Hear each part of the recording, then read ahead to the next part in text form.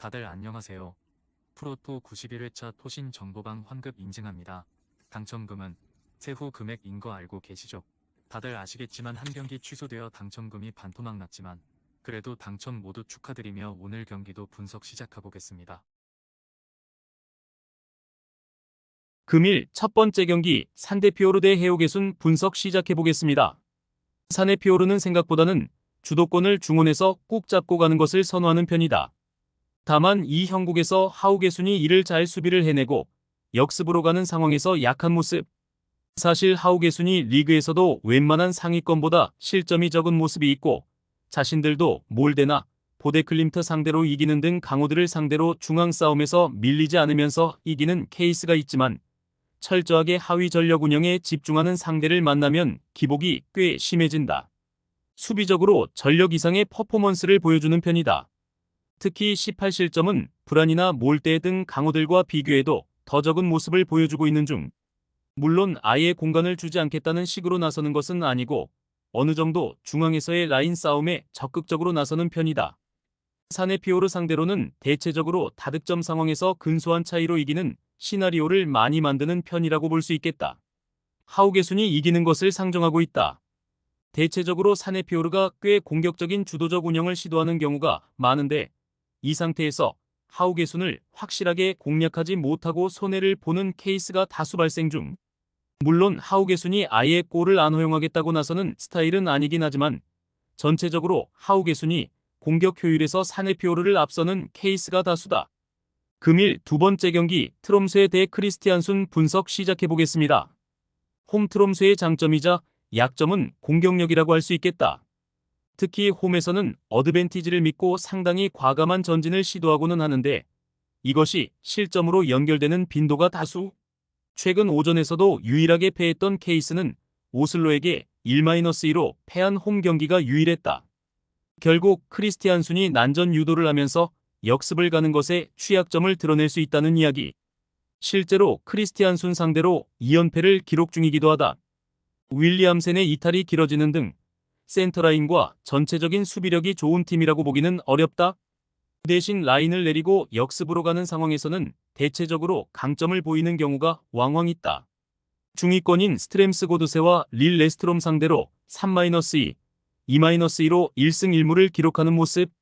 원정에서의 골 기록이 다소 들쭉날쭉하다는 면모가 없지는 않아도 상대가 배후를 노출하는 상황에서는 강점을 보여줄 가능성도 있다. 트롬세가 홈에서 위험을 감수하고 돌격하는 양상에서는 실점률도 덩달아 많아지게 된다. 이를 노리고 크리스티안순이 배후를 노려서 공격하는 식으로 최근 트롬세 상대로도 2연승을 기록하는 등 그다지 트롬세가 크리스티안순에게 강한 것 같지도 않다. 금일 세 번째 경기 릴 레스트롬 대 샤릅스보르그 분석 시작해보겠습니다. 릴 레스트롬이 최근 기세가 나쁘지는 않다. 다만 샤릅스보르그 상대로는 최근 3연패로 약하다. 특히 샤릅스보르그가 라인을 내리고 상대의 전진을 기다리는 면모가 강한 편인데 여기에 걸리면서 릴 레스트롬이 되려 철퇴를 맞아버리는 경우가 다수 발생하는 것. 특히 릴 레스트롬이 되려 지공 상황을 만들면 경기력이 떨어지는 양상도 자주 일어나는 것이 사실이다. 역습 성향의 강한 팀이다.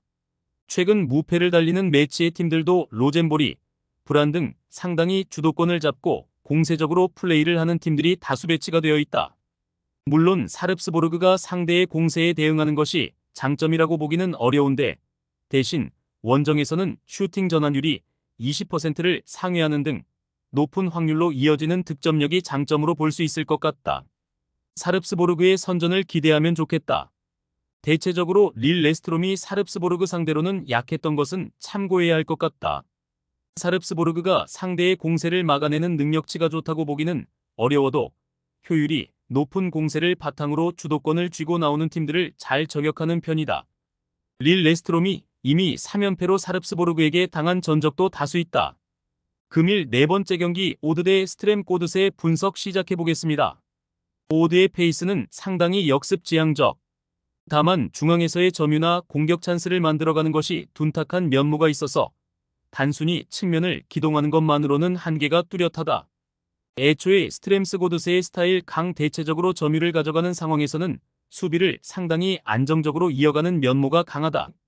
오히려 오드가 상대에게 찬스를 많이 내주는 상황이 잦을 것임을 상정하는 것이 나을 수도 있다.